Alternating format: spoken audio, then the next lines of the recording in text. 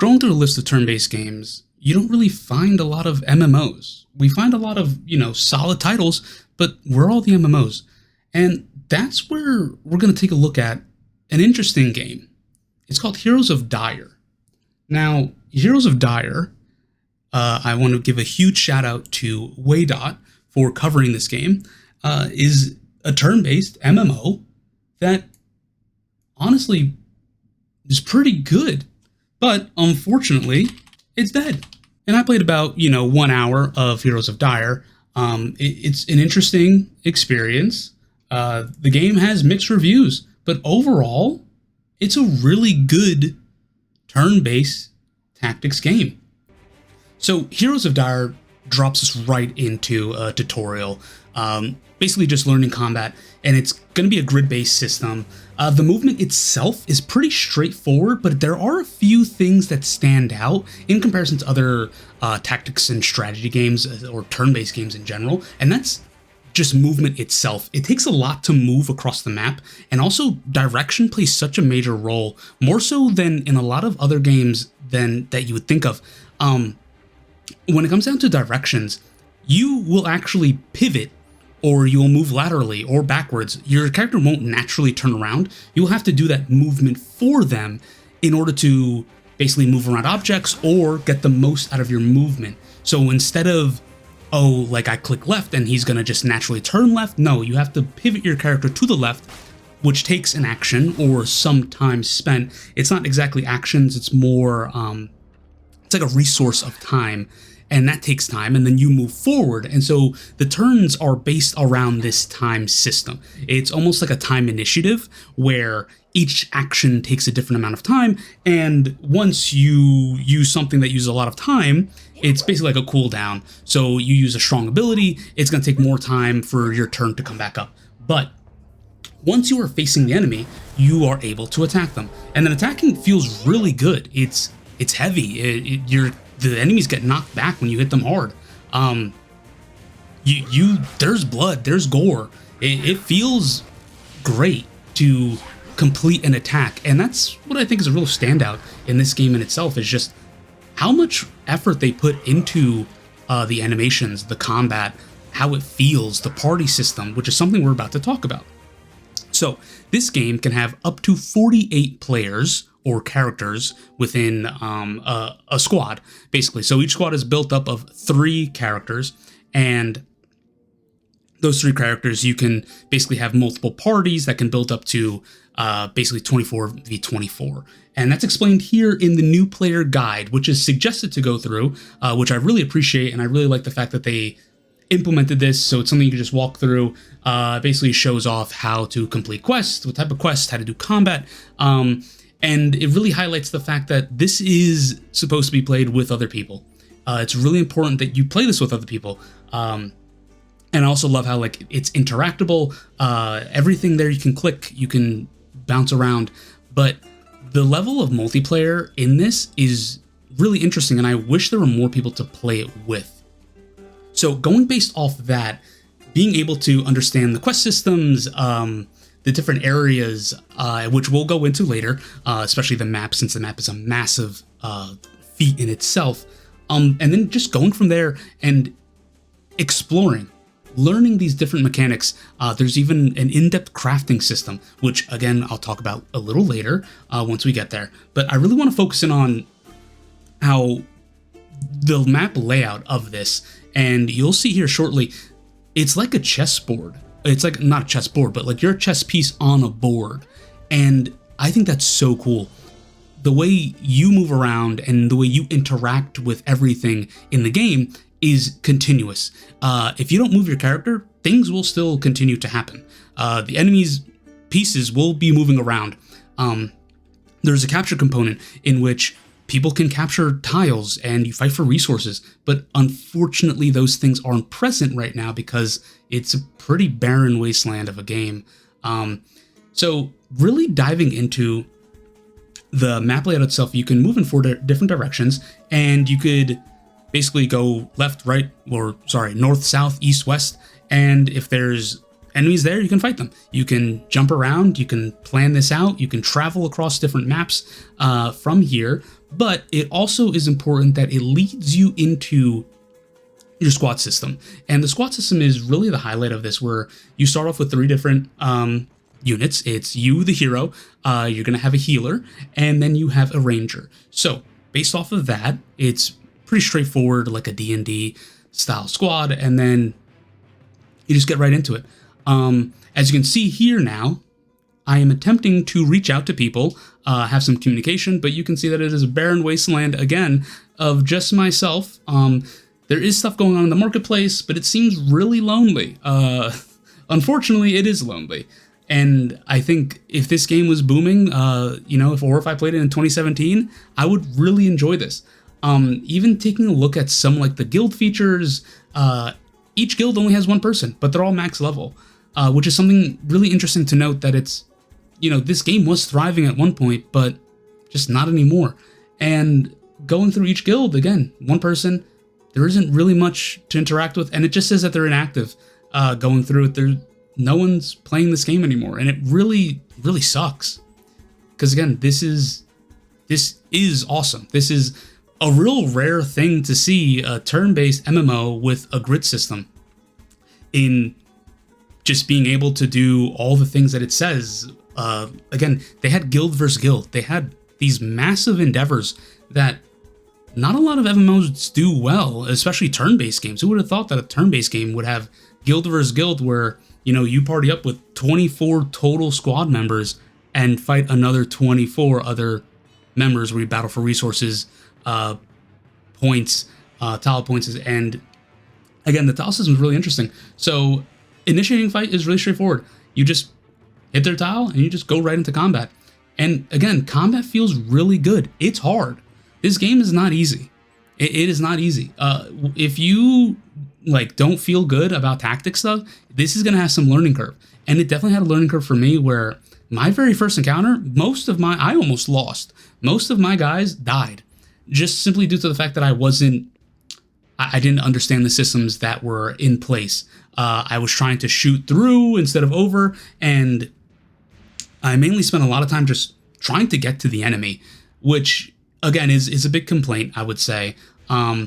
And I thought the archer would be able to it's a grid system, so I thought they would have diagonal based shooting, but they do not. It's north, south, east, west. That's it. So when you're taking aim as an archer, you really have to point yourself in the correct direction. So if they're coming at you from the north, you want to be facing the same way that they're facing, or a different angle, like a different direction, because you have to be hitting them. You cannot go you can't go in any other direction other than left, right, north, and south. That's it. And so a big thing for me is I would set up a lot of choke points, where I can basically have my healer heal and then have my archer shoot volleys, but the volleys have a smaller percent chance to hit them because you're shooting over people, which makes sense. And anytime there's where you have to shoot someone or shoot over them, you're gonna lose some accuracy and some damage even. And that's something that I really enjoy, because it takes that tactics level and it just brings it up just a little bit. So in the first battle, I almost lost. I didn't realize how strong the enemy is and how hard they actually hit. And they're not dumb per se, but they know what they're doing. They'll pivot correctly. They will get to you, and they'll go around terrain. They'll wait. But a big thing, and I think it's maybe a cheese, is definitely choke points. And that's kind of how I beat a lot of the other battles that I got into.